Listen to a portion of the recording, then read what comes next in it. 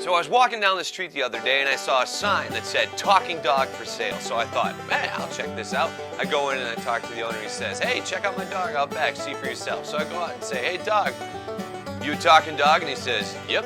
And I said, well, what's your story, dog? And he says, well, you know, I found out early about my ability to talk and I went to the CIA and I said, hey, why don't I be a spy? I can listen in on conversations, and that's just what I did. They jetted me all around the world because no one would figure that a dog was listening in on them. So, hey, I sat there, I listened, I gave the secrets to the CIA, but then all that traveling around, I didn't like that anymore. So I decided to work for the airport here nearby. I would sit in, bust some drug deals, listen to people when they weren't paying attention, and spill all the stories to the authorities who would nab the bad guys.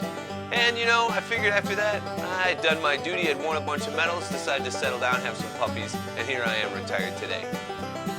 So I went to the owner after I heard this great story from the dog, and I said, how much do you want for this dog? He's amazing. And the owner said, $10. And I said to the owner, I can't believe it, this dog is so great, why are you only selling it for $10?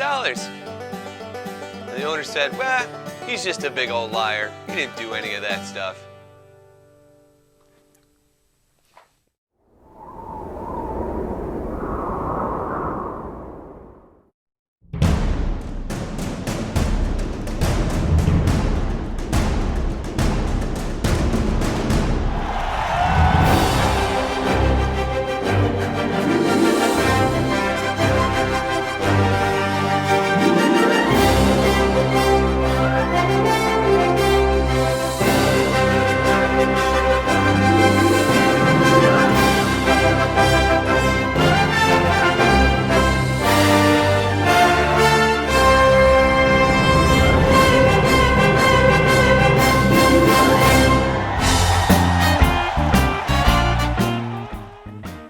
Commandment, you shall not bear false witness.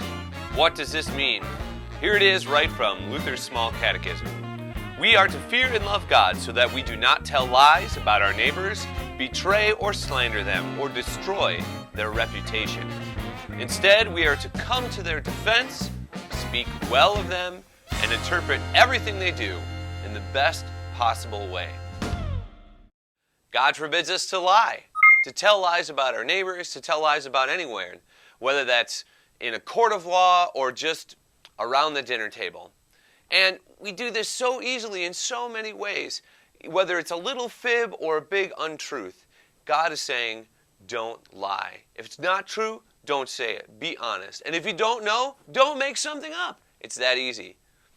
Although, even at times it can be so hard. It's so easy to lie when we want to look cool, or we want people to like us, or we're trying to get out of trouble. Oh, I've done that so many times myself. I remember once when I was little, my parents said, Aaron, you can't go to the corner store to buy candy. And I was like, oh, I really want to go. I want some candy. And so I lied. I lied to them. And then to make it worse, I lied to my neighbor. I said, I went over to my neighbor's house and we begged, a couple friends and I, we begged him for some money. We were like, oh, can you give us some money to go to the corner store? We just thought we'd like to go over there and buy some candy. And this is after my parents told me not to go. And so I went over there and we got some candy. We came back. I totally got caught. Not only did I lie to my parents, I lied to the neighbor as well. It was so bad. And I felt bad. I disobeyed my parents. I deceived them. I deceived my neighbor, all because I wanted some candy. The things you do as a kid. Anyways, don't tell lies. That's the first part. Pretty simple, the straightforward part. God forbids you to betray someone. That is, basically, you spill their secrets. You let the cat out of the bag. You hear something that a friend tells you in confidence and says, can you keep this a secret? And then you go and tell it to someone who shouldn't hear it. There you go. Don't betray your friends. Here's Mrs. Robach with a story about how she experienced a lie and felt betrayed because something she was promised was not followed through on. Well, two companies merged and there was 16 out of 80 of us brought into a new company. And when we went over, they promised us that we would go up to the same level of pay, the same insurance, that we would keep our seniority because I had worked 7 years at this previous company.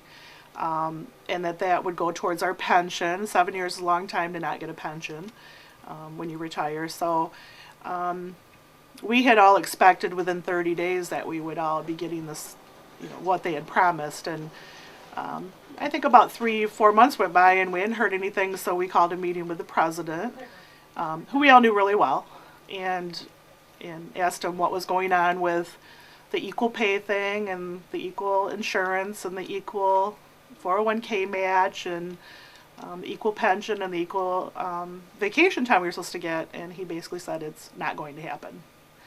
And although we were really happy to be 16 out of 80 people to keep our jobs, the morale went so low because it was a significant amount of money and a significant amount of benefits that would have gave us all much better jobs than we had, and it never did happen. And it was a very big lie, and it was very disheartening that they were untruthful with us. That's my story. God forbids you to drag someone's reputation through the mud, to put someone down, to speak about someone behind their back, to say nasty things about them when they're not there to defend themselves, and even in front of them. To drag someone's reputation down, to take their name and make it a bad thing, is not your job. That's not a good thing. God is forbidding you to do that, to say evil things about one another. What are the positive things that we should do? What is God asking us to do in this commandment? First, we should speak well about our neighbor. We should protect their reputation. If you hear someone else gossiping, if you hear someone else calling someone names, you should say, don't say those things about that person. That person has more to their story than that. You don't know everything about that situation. We should be kind to that person and give people the benefit of the doubt. Second, we ought to praise each other. This is the good things that you can say. In fact, we ought to build up people's reputation. We should look for the good that is in them and then share that with other people. So if you see a good thing about someone, you can tell them, you can tell other people. Build up someone's reputation. The third and the last thing that we should do, that God is asking us to do, is to interpret people's actions in the best possible way. This is really, I would say, the most difficult thing to do, but also the most beneficial because it helps you and the person who you're speaking about. When we speak well about people and we look at their actions and we look at their words and we say, yeah, that wasn't so bad, or that could have gone better, but it's not the end of the world. You put a positive spin on it because that person is a child of God, and we ought to love them. By putting a positive spin on things, by looking for the redeeming faculties, we are showing love. And that's another way of showing love. And it's another way of love.